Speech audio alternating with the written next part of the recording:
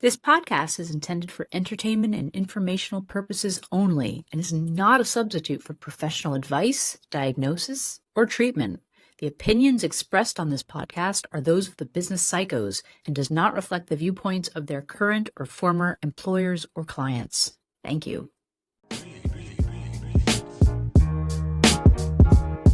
It's the business psychos, and today we're gonna talk it out. The podcast about what execs shouldn't talk about. Connecting executives and those who aspire. We're here to have a conversation, yeah, we're gonna light the fire. It's the business psychos.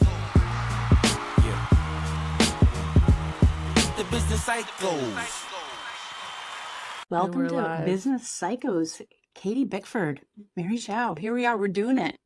This is doing it. it. We're on almost 15 years now, you and me, knowing each other. 15 years, and 15 years ago, we met at a meditation retreat where both of us were like, I think I'm really done with my professional life.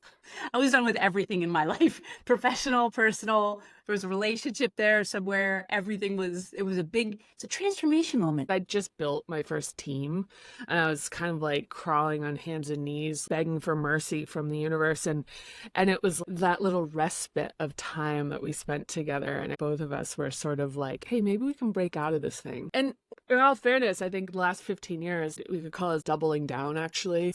I had this conversation with a friend of mine. She's a very senior employment attorney yesterday, and talking about how, hey, growing up, your perception of what your professional life was going to be. For me, it was a big company that, name brand, 30, 40 years, you get a watch on your anniversary. There's this like ascension through the ranks. I had this fantasy of what being a professional was, and it's very hard to just drop out of the matrix when you've grown up and that this is what you're supposed to do. And I agree with you that we were doubling down, but really, I mean, this is kind of a big deal to start to re-examine your life's path and what you're going to do and how to make money and be happy. And by the way, who you are, because I'm not that same person that you met 15 years ago.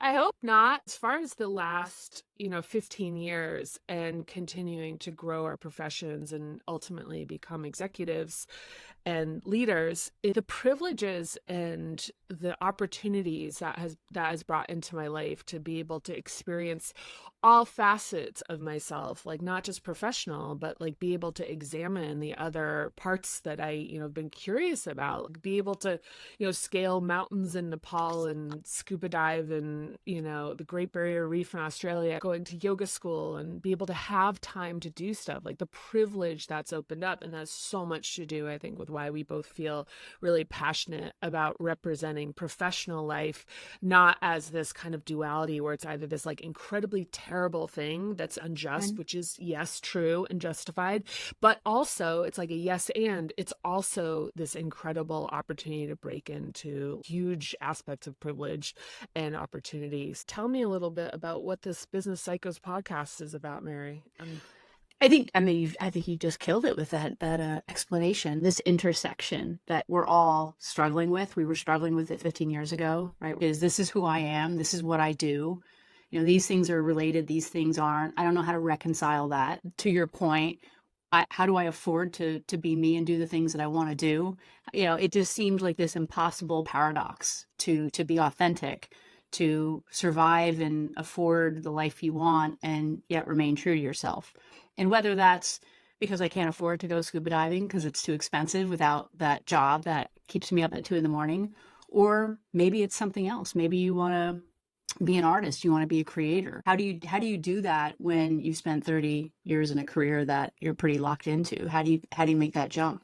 And then I think there's something about just being alive right now. I think there's this broader, I talked a little bit about that, our feeling that there's like a broader transformation happening out there. Like we can all kind of feel it. Maybe some of that started with COVID. I'm really psyched that there's more open conversations like the ones we're going to have today and that you and I have privately. I think people want to explore some of these things and haven't had spaces to do so in a way where they can show up authentically without any kind of retribution. What that means as far as being yourself in the workplace, where you're hearing a lot on LinkedIn, like, oh, show up, be empathetic, be authentic. And it's like, well, okay, well, this is work. So is that right? Like, so I think there's a lot of confusing messages out there. I think for folks like you and I who have been leaders, there's a reality to it, right? You can't really just say anything you want to your team. That's not what leadership is about. That's not really what authenticity is about. But how do you reconcile all of these paradoxical and somewhat contradictory viewpoints and feelings? So that's what we're going to try to do on the podcast. We've got some really cool topics coming up.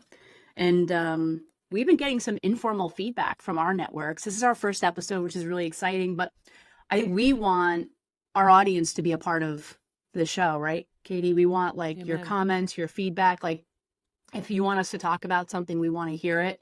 We are already getting that kind of feedback, which is really, really exciting. What are you hearing from your network just when you told people that you're going to be starting this podcast? What you've just talked about, the reconciliation of how do I transition into a life that is more in alignment with who I am, and how you articulated that, I think is incredibly meaningful. To your question about what is the feedback, so this has been private conversations, type of stuff I talk about all the time. I have never spoken as openly in a public forum. I mean, like, honestly, we have had these conversations. This podcast, to your point, involving other people, is that it's like, yeah, we have these conversations already.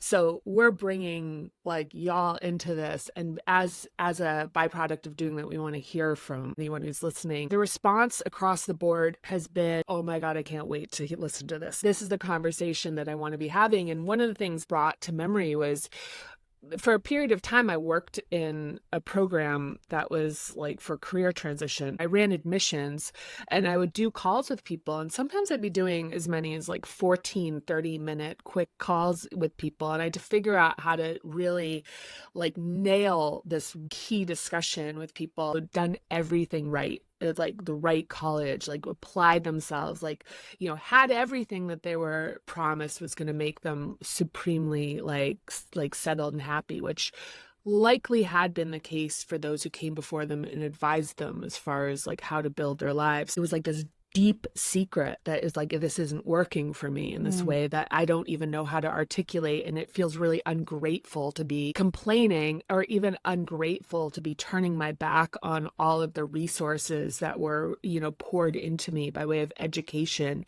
and opportunities and network opening up doors for me. And I'm sitting in this like privileged position and I'm feeling empty. I'm feeling sad. I'm feeling like there's, you know, something missing. I'm not connected to purpose. And even in some cases, feeling depressed and anxious. So those conversations, this is kind of like a long, you know, like sort of a long explanation, but those conversations I remember is very common for people to tell me. It felt like one of the most intimate conversations they'd ever had, because it was so forbidden to discuss that, you know, they kind of won the lottery and it wasn't, it like hadn't cracked the code on their sense of fulfillment and happiness. And to admit that and to start talking about like, what else could I do, was like a huge opening. So that's such a great example. And I can see, knowing you as I do, I can see why you're also, there was a lot of you in that, right? Because you're super present, easy to talk to. You invite vulnerability, right? I feel that way about you. But I think what you're calling out too is this conundrum that we're in, which is that person you're talking to, they can't go to their current boss and have that conversation, right? Because as soon as you go to your boss and you're like, I'm really not happy, you know it's going to happen. You know, next time there's a round of layoffs or there's a promotion, you're like, well, Bob's not really in it. He's already kind of checking out, you know, so you can't have that open, honest conversation with people at work. You're not going to have it with your peer that you might be competing with for a role. You're not going to have it with your subordinates. And then do you really want to have that with your partner? And then, you know, and then the partner's like, what's going on? So you know, where does Bob go in this? I'm just going to use these generic names, right? Like, so where does that person go where they can be understood? And maybe in their personal life, they've got a good friend. The friend's not really in that industry. You know, maybe the friend's like, to your point, Katie, hey, you know, hey, why would you walk away from that? You'd be crazy, you know? And so like, where does that person get that kind of caring and compassionate, but also, you know, educated kind of view about the trade-offs? Because there is a reality to this. Like, this is not, I think you'd agree, Katie. This is not like everybody quit tomorrow. Like, we're not saying that. This is not like you're ungrateful, just keep grinding. I think what we're trying to do here is just explore this really complex intersection of a personal life and a professional career and what drives you and how to reconcile that and how to kind of come out the other end with your humanity and happy for your life. There is a little bit of a game to negotiating and navigating this tricky slope. Yeah, that's a fact. People have responsibilities. Like, people are raising children, people are partners in financial commitments and obligations. To your point, it's like, are you going to bring this up to your partner that you're unhappy at your job and how hard that is and how that can actually like impact the sense of stability in the relationship? Because now the partner is starting to worry about like what that means for them and like what they have to hold up. How do they feel about their situation? And is there no room for that? Like, so it is very complex, like this discussion. And the space that, I think we intend to create here is one where we're talking about this kind of dichotomy of the fact that it's like, we've got this huge opportunity make money, to have opportunities that are above and beyond just like the financial ones of like our own transformation, to be able to impact other people as leaders and to learn things about ourselves, even the benefit of being in difficult situations and learning things as a result of that, about like how to regulate yourself, how to optimize things, how to become better. So it's to take that and spend time being really constructive about like riding that edge. It's also like has a lot of challenge in it. And so if we are under the wheel, like getting run over all the time, the trade is not fair. But if we are actually now consciously making trades where we're saying this is in the service of something that matters, instead of this just is absolutely running my life and it's like a runaway train, versus being like, I'm in the train, I'm driving it, it's kind of going fast, but making decisions to make conscious trades for this stuff, to stay aware. And if working in a corporate environment, and we'll talk more about this, I've transitioned to a very like non-traditional type of life, is that it's like doing that in the service of a longer term outcome. One of the things that happens is I got on this treadmill of like lifestyle where the masseuse that comes to my house 2 hours a week, the decorator, the dog walker, the personal trainer, the all golden of handcuffs.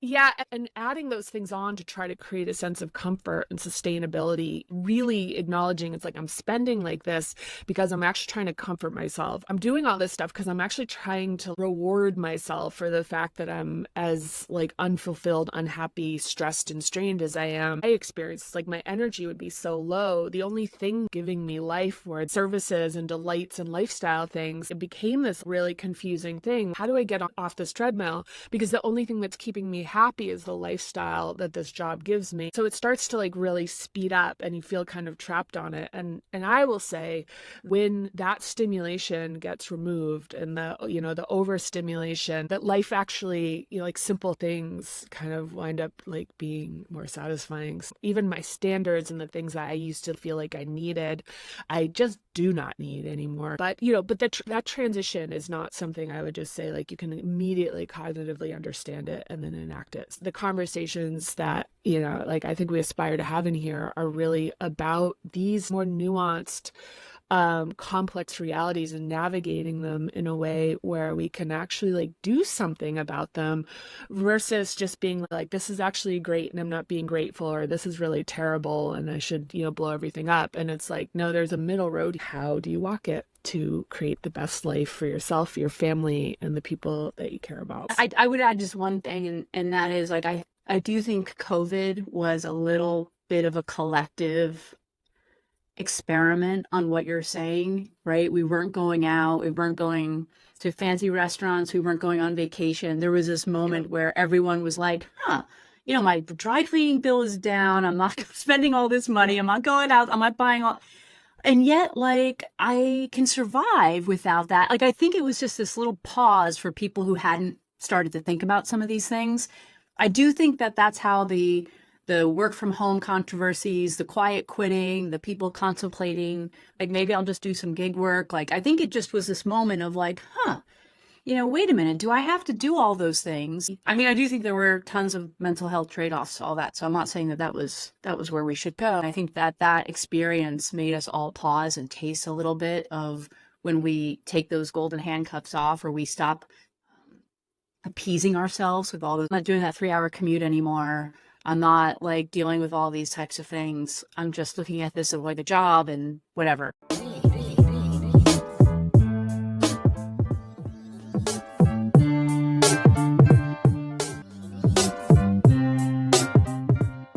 So, Mary, a couple of weeks ago, someone had sent me a podcast they were working on, and it had sparked this inspiration for me. And I immediately thought of you. And much to my delight, you responded with an immediate yes. The first yes, Katie, is just because it's you, and because there's something that's very special talking to you, with you. I always like walk away feeling inspired. I'm like really big on interpersonal energy. Like when you walk away from an interaction with someone, do you feel tired, or do you feel like elated, or do you feel inspired? I like people who are super smart, that are going to keep me wanting to read and learn and grow, because I want to bring that to the relationship. And so I've always really valued our relationship. We have shared friends now, and then we've had these like experiences where everyone's like, wow, that was like an intense experience.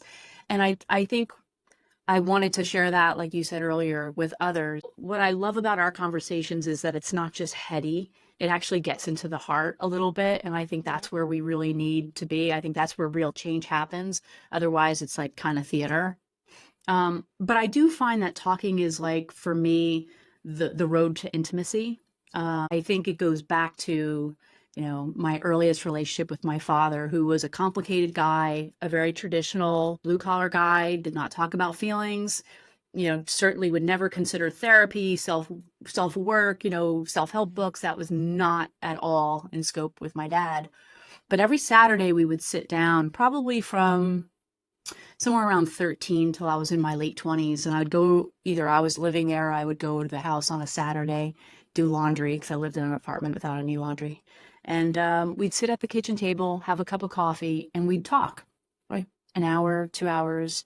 And it would range from like town gossip and what's going on with this family member or not. But then it would get into like some philosophy and psychology and just life. And I don't know why there was this protected moment of us sitting at that kitchen table where he was more accessible to me.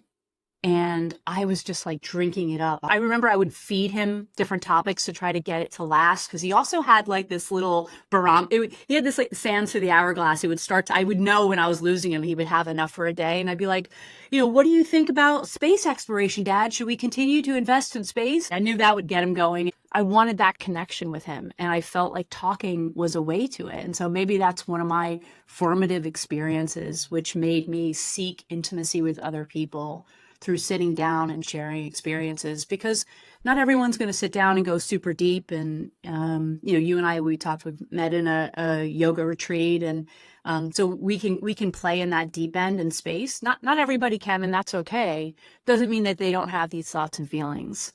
And so what I love about the podcast idea, when you came to me about it, which is like, hey, we can create this space where we can actually do this and reach people. My career has not been in a helping profession. I haven't been a physician or a social worker. And so I am at that point in my life where I'm reflecting on like, hey, how can I maybe help people, knowing that I've been in a corporate space that's not really a helping profession, and knowing that people are talking about mental health, for example, in the workplace. So it felt like there was something really special here, and to do it with a friend. I expect that we're going to learn so much by being able to do this. I'm going to learn from you, Katie. I think we're going to learn from our audience. And that's what I want too. I want to keep pressing myself to figure things out. I love that so much. And I know a lot of really amazing professionals, and I have a lot of incredible people in my life. And this project can only be you. And it's funny because like one of the things with this, there's this like kind of vulnerability of love that I have sometimes, off sort of camera aspect of this. It's like we're figuring all this stuff out. And I have this vulnerability of being like, what if Mary decides that she doesn't want to do this? There isn't an alternative. So I just want to express That's so kind. That is very generous. It's not even like it's not even intended to charm. It's just it's actually we like are going to let the love fly. And what I hear you saying, what I feel with you, is I can really bring my full self, that vulnerable self, the scars, the insecurities, and be seen and accepted. And it doesn't mean that it's always like a love fest. We don't agree on every single thing, which will be fun for the podcast. But it is really there's nothing like it when you can be with someone and be yourself and feel seen and accepted. And I don't think everyone realizes how rare that is until you start to have a friend like you're my friend, Katie. I don't think until you start to have someone that you realize how different of a relationship it is. And I hope we really bring in people that are like ourselves that want to be having these conversations. One of the things that I was reminded of, my friend Georgia, who lives in Melbourne, we hiked the Annapurna circuit in Nepal together, which was about a month that we spent together. And at the end, she wrote me a card. I forget exactly the words, but she said, you're the perfect mixture of like really deep, heartfelt conversations and dick jokes. And I was like, yes, I have been seen. I think it's important to be unapologetic about really loving money. Like, I like making money. And so, it's not an end all be all for me, but like I recognize it without shame as being something that opens up opportunities to be generous, to give more to people, to live more fully, to be able to make more of an impact and just to even enjoy my own life more. I think it's an important conversation for people to have. And I think for what we're doing, part of what we want to be doing is like encouraging ourselves and others to be maximizing that without shame. Well, you just teed up some more. So just as a little teaser. So some of the things we are going to be talking about shame in an upcoming episode. I think it's one of the most powerful, under-discussed emotions. That voice in your head that is like just grinding you down all the time. And we all think we're the only ones that have it. We think, it's just like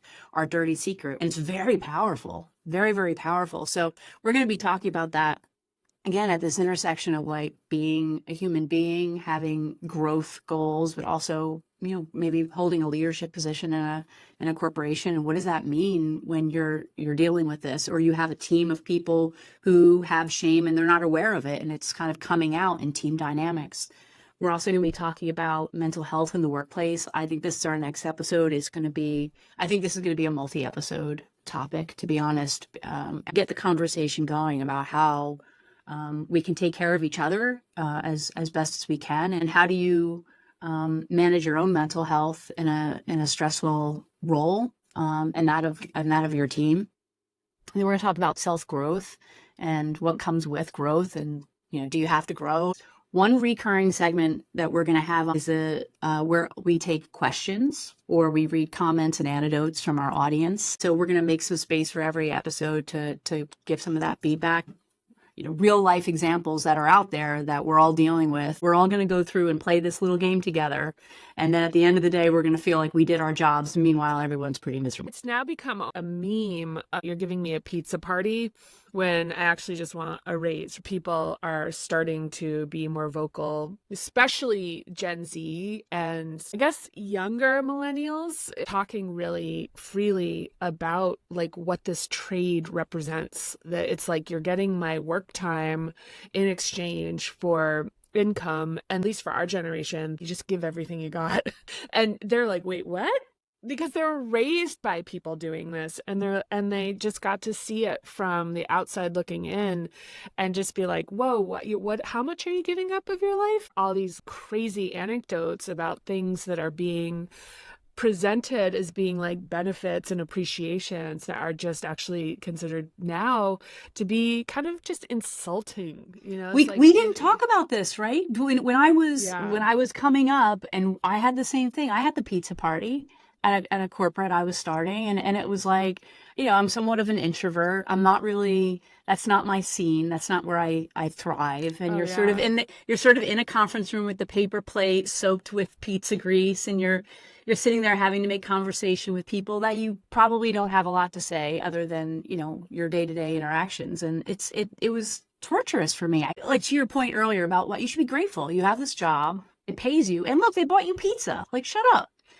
So now the fact that someone that same age that I was then is like not even going to buy into that from the get-go of their career, right? Like, The thing is, though, for most of my career, I'm the person who built the team. I don't have an itch for any of that stuff. like you assume everyone else likes that, like, right? Like, you're like, hey, this is great. And I like gimmicky stuff that was funny. This one time there was a stretch goal and I could see my team was flagging. And so I was like, listen, if you hit this goal, I'm going to throw you a pizza party and bring in a clown that makes balloon animals. If anything, you can see my precocious mockery of the I was very going to notion of say, having a yeah, pizza it's like party. ironic. You're right. And it was terrifying as a relatively young professional because I was bringing this creepy clown into the office because they did it and they pushed themselves. You had people like from the West Coast getting cheered on by people who stayed in the other offices trying to keep them going so we hit the goal. That's like my gimmickiness. But people who worked for me would say like, can we do something? Can we do an outing? And I'd be like, oof, ugh, because I wouldn't want to go to it. Like, Right. So there's like another side to it. There are people that kind of There are, like, and it's not wrong. like We're not that. shaming you. Hey, if you are someone who likes that team, like, this is not like everybody's got their thing. The delight that I like to have in the professional world is it tied to like getting something done versus like kind of this thing that I consider to be sort of like not constructive is like spending time just goofing off like over pizza. I don't think that's right. I think there really are people, and I do think it is meaningful for Yep. folks to spend time together and just kind of like connect. But you got to feel it I'm out. not It has to be a one little more organic, right? You build it. We're going to all have to, here's like, a pile of marshmallows and spoons and straws, and you have to make a boat and you have to make it go across. Like, I can't do it. I think I organized for my teams once. We had a really good year. It was before one of the downturns where everyone was burning super, super hot. Morale and retention were the main issues. Wasn't any kind of budget problem. So they were like, here's a load of money, like unlimited budget, do an offsite anywhere in the world, any kind of activities. And so what we ended up doing is 2.5 days, but inviting everyone's partners. It happened to be in Dublin in this example, and we had one night that was a dinner with the team, and then the next night, we'll help your partners go enjoy the city while you're in this offsite, and then we're going to invite them to the meeting. And everyone loved it. People brought their kids, and it was really, really nice. And then instead of doing all of this forced activity stuff, I said, spend the weekend in Dublin on us. Here's some ideas. Here's a massage place, falconry, golf. People loved it. And some people, by leaving it open, some people did decide, maybe people who were single, they went off and played golf together. Some people who were couples, they went off into some small families. Other people did their own thing. And everyone ended up gravitating and doing things that really they valued. Yeah. And I feel like they felt more appreciation from the company because we were like, hey, we want to do something for you, but we appreciate that this is like very subjective, and we want to invite you to make this something that you're going to actually walk away from this weekend feeling like you're relaxed and fun and not like kind of forced. I think it was the best example of any kind of team building we've ever done. Well, as a little bit of a psyops, to watch how people's judgment plays out in given free reign. I mean, I got the massage, in case you're wondering. Well, when you see those expense reports come through, who did something absolutely ridiculous. Think back to this early example I had. I'm looking at their expense report. Their receipt is different than the amount that they've asked for by like quite a bit. And I remember asking them, like, hey, let's just say it's like twice as much. Like they had expensed $1,000. The receipt was for $500. And I said, this requires an explanation. And they said, well, that's the actual retail price. I got a deal. So that's how much the company would have paid if I hadn't gotten the deal. And I was like, yeah, that's not how it works. But like the point of that to me is actually about judgment. Oh, yeah. When somebody just does something that's like off the rails. I worked at a place where, someone thought that they were, really clever by they're going to book a lot of airfare, expense it, and then cancel all the airfare, and like no one would ever pick up on it. It's just like, hey, it's just fraud. It has to, what is it, the mirror test, right? Like you could be just operate with integrity. This kind of adding in another facet to this discussion, when organizations make big cuts and make people feel like they've been wronged, one of the things that people do is they become very individually focused in terms of like looking out for themselves, because now they don't trust the organization. Yes. And by extension, they don't trust their leader or their team. So it's like you get people lying about mileage, like they're trying to recoup their dignity. So there's another part about people who mess with expense reports, which is like a reclamation of something that feels like unjust, where they don't feel like they're in a position to be able to stand up for themselves. I think what you're touching on right now, it relates back to what you were saying before about being conscious about what you want. Because I think in this example, the person hasn't really brought forward all of these conflicts into consciousness. And there's this underlying resentment where it's like, I'm going to even this up, right? You're this giant company and you have all the power and I feel powerless and I'm resentful. This isn't really what I want to do. And I don't know where this is going. And so, hey, I'm going to work, when I'm working late one night in the office on the way through the supply closet, I'm going to start loading up my book bag with supplies. And it's like, yeah, maybe to the company, it's right. They're never going to feel it, this giant company, but it's wrong in that that's not how you solve that internal conflict. Instead of dissecting the morality of that, is looking at what the costs are when we do things that undercut people as leaders. When you're in a planning meeting or when you're trying to navigate cutting back on something that's been promised already and there's an expectation, my thought whenever that's coming up, that's going to come out somewhere else. Yeah. This is, to me, more something about the relationship that you have of trust with your people, in terms of them not having to feel like they have to keep watching their backs, that you're going to watch their back. What you say is going to wind up being true. And when there is any change, that you're actually stepping forward and saying that it's like, listen, I know this expectation was set. I get that this is unfair. And I really want to chew this up. Explaining things instead of just doing these kind of like low-key sketchy things where everyone's secretly creating this scuttlebutt where they're talking in the hallways and the whispers, actually putting that extra effort and advocating for your people. And when that doesn't work, because that does happen, you don't always get that to work out, they're having honest conversations about what's happening, and you're like reconnecting with your folks about why you're committed to like chewing this up ultimately. But there's times where that fails too. There's times where you as a leader feel like you're one of the people that got screwed. Yes. So it's like, so now you have this kind of weird thing where you're like, okay, I'm stumping for this organization that just did this to me, and now it's doing it to my people. And so that's also a topic. Now you're off selling it. That. Yeah. Now you have to go there. And I mean, you're just hitting on, like, we're going to keep coming back to this, right? Like, you're in this position where you're going to wink, you're going to be like, listen, I know it is what it is. You have to kind of walk that line carefully because, let's be honest, you're very exposed as a leader and you need to represent the organization that you hold a leadership position in, but you need to maintain your integrity and the trust of your teams, because otherwise they're going to see you as some sort of puppet and you're going to lose their respect. And frankly, you can get more out of them when you just have a quiet conversation and say, yes, I know this is what it is. Like, hey, why don't we do it this way? See how it goes. At least you have their respect and their trust. And I think that you'll get those folks to give you more than if you just act like the hard ass boss. And I think you could still maintain your integrity with your leadership, because you just can't throw them under the bus, throw the company under the bus. You lose control. How many conversations I've had with people where I'm like, here's the inside face, here's the outside face, we're going to do this together. I think quiet quitting is another example of like the 100%. Office supplies. It's like, all right, yeah, we're going to play this game. And then I'm going to do this passive aggressive thing where I'm going to like call in, 50% of my effort and quality. I'm going to do it just below the line so you really can't put your finger on it. Now you've brought the mediocrity into your organization. The high performer is sitting there going, why should I bother? These team dynamics are so fascinating. And then, hey, like you said, Katie, like then you're having the difficult conversation with your leadership and you have to go back out there, put on your face, and keep everybody together. That's tough. And part of that is exactly this, what you're talking about with quiet quitting, is that when you make the relationship like straight up transactional, people start really counting pennies. They start counting minutes. They start counting effort.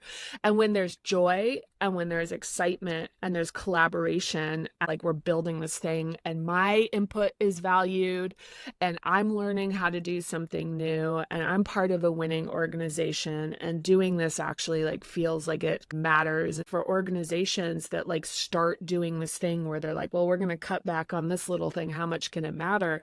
It matters because all of a sudden it takes the halo off. All of a sudden it's like, oh, this is a transaction. You're giving me money for my time. So now I can actually make a better deal. I can make a deal where I'm giving you less time and I'm getting the same amount of money. Whereas like in a high performing team, where we're really building incredible things. We're like building trust, we're building collaboration, we're creating things that are inspirational and showing us what we're capable of in ways that are extend past just like this is a job. And, you know, and that's the magic when people start stealing and becoming really insular and becoming very siloed and individual.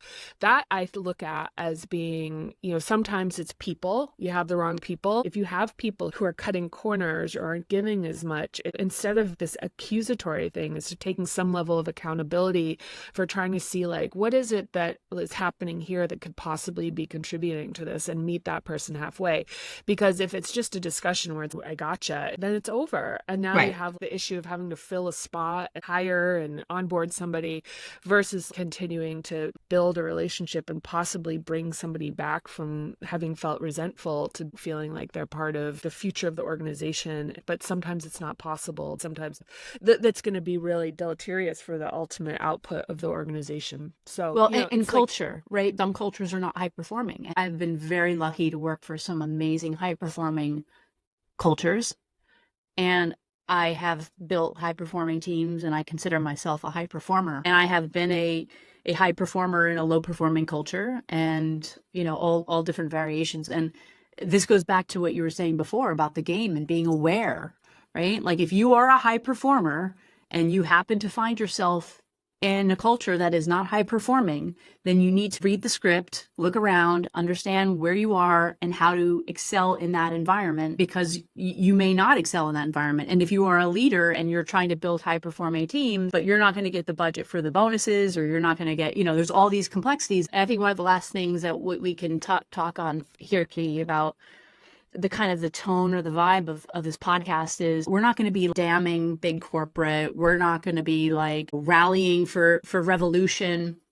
It's just so nuanced. It's so complicated. It's just understanding where you are, what you want, where this organization is in its journey, what it wants from you, and then how to negotiate and reconcile all of those things. There are some things that aren't great. We're going to talk about that, and we're going to laugh like probably a lot more about it. There's some really absurd, crazy stuff. So this is where we differ. I'm a bit more revolutionary, but I think that one of the things that's important is really representing a middle road for folks to like make the most and actually enact change in their organizations. It's like supporting folks in being able to really like function and optimize their situations as best they can. I do think these cultures are tuned towards mediocrity, even to the point of, you know, when you are high performing, there's even issues in terms of power struggles, of resentment of other people who maybe have more power. Actually, I totally agree with you. And I am a big fan of, you know, this, I do have a revolutionary mindset. I'm gonna like walk the corporate line and call it more of a transformative kind of mindset, because I think, like with personal change, like if you're not really ready for it, you're not ready for it. And so I think some of these organizations are not ready for these changes. And until some like really key things happen, it's going to be quite difficult. Does that mean that employees shouldn't be adamant about, making sure that their needs are met, or, or making choices of being in organizations that are more aligned to what they want and need? I think I would agree with you. I just think, be realistic about what you can and can't control. And even a bad situation is a growth situation. I've said that. I've actually had that honest conversation with employees or in sort of my mentorship relationships. I had one the other day, through my university. I do some mentorship, and she's like, her first job, and she's like basically, getting coffee and making copies and kind of stuff. And she's like, and they're doing all of this wrong. And she's like, we're not even getting back to people, and they're calling, and it's really mean and it's rude. And I keep telling them, and I'm looking at her, I'm like, oh, you're so, you're going to be fine. But listen, this is where you are. This is how you have to, negotiate it. I said, and imagine right now the narrative you'll have for the next job interview when you talk about how you identified all these opportunities of process improvement. But if you shift your mindset, how is this an opportunity? How can you extract something from this to another opportunity that's going to get you closer to what you want? So that's just my viewpoint is, why are you getting upset about this? One of the things I think is terms of like playing this game is where people, I think, that lose in the game, they take it personally, and they don't actually understand that the task at hand is not just ultimately performance. The game that you're playing is not that the company runs like at full, like optimum capacity. There is a political game. There is a social game. What does it feel like to work with you? Do you make the people that need to feel good? And this can be customers, the people that work for you, and this is managing up, making people feel bad about the fact things aren't being run well. Stop trying to think that it's your job to fix everything. Play this so that you're like playing your position, you're caring about people to an extent that's healthy for you, you're making money, and you're doing your part, but you're not doing this thing where you're just like looking around trying to detect problems and be like, oh, look, I see that, that's wrong. Because all that really ultimately is like pointing out things that people have not wanted to fix. And that's like a tough reality for people, is to realize like the reason that dysfunctions in organizations exist is because different departments have like misalignments. Individuals working functions don't really care. So now that you care, you're like flagging them, and now you're putting a target on your back. Ultimately, when I'm advising people, like, just stop doing that. Yeah. Like, stop doing this thing that's like, I need to fix everything. This thing isn't working. Yeah. There's a great book by Marshall Goldsmith called What Got You Here Won't Get You There. And it, this is just like, if you don't have great leaders that tell you these little secrets, you're just on the, I work hard and I make things better. And then you're like, why isn't this like that worked for this part of my career? I keep running against it. It's not working anymore. It's all the things that you were just saying, Katie. And this book was recommended to me some years ago. There is a different political game, and at a certain level, you need to make people feel a certain way when you interact with them. Your teams need to understand that. You need to develop this in your teams. But it's not something that's spoken about. It also requires a level of emotional intelligence that maybe not everybody is coming into the game with, right? Because what we're talking about is emotional intelligence in a corporate space with corporate politics. But if you don't have emotional intelligence with yourself, with your personal life, now you're like, you're not doing this, with the family and the friends. So I think this is exactly the kind of stuff. Maybe we can add this as another topic. This is a great topic. When I was an individual contributor, my business acumen sucked. I was always like, why are you trying to fence me in with metrics? My results speak for themselves. I'm number one in the country. Why are you bothering me with this stuff? I was the one bothering you, by the way. I would be playing the role of the one who created the process. I'll tell you, it's like when I became a leader, I was like a huge process person because it's about communication. When I was an individual, I was a selfish young kid that knew how to do absolutely everything. And then when I became a leader, I was like, oh, this is impossible to manage. We are a team. If somebody's like, I'm going to be on vacation next Wednesday and Thursday, and you have like 50 people, you have 70 people, you have 100 people, it's absolutely unmanageable. Even the thing about providing like benchmarking. Now, if you are not performing, we can actually walk you back to see like where you need to be like like really tightening the screw to optimize everything that comes downstream. So back to this notion of, I know the right way to do it. If you have that opinion, engineer it and like shut the heck up. Think about it in your head and like, this is how you can do it better, but don't talk about it. First team I built, I remember one of the things was like, how do you know how to do this so well? And I was like, I had so many bad managers, and I'd watch what they were doing and I would be like, yeah, that's getting exactly the wrong response out of me. And you're making me an adversary to you. And I'd notice if they just did it this way. So when I did become a leader, I had this like library of insight about how to actually create something. And then, of course, there were other things I didn't know how to do that I had a learning curve on, which are the things which were process and procedure, which I wound up adopting and being incredibly passionate about.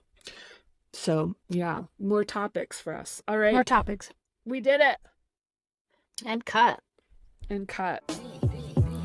Thanks for listening. If you enjoyed the show, please like, subscribe, and share with other psychos you know. We'd also love to hear from you, so hit us up on our socials. You can find us on YouTube, Instagram, and Facebook under @BusinessPsychosPod. Bye.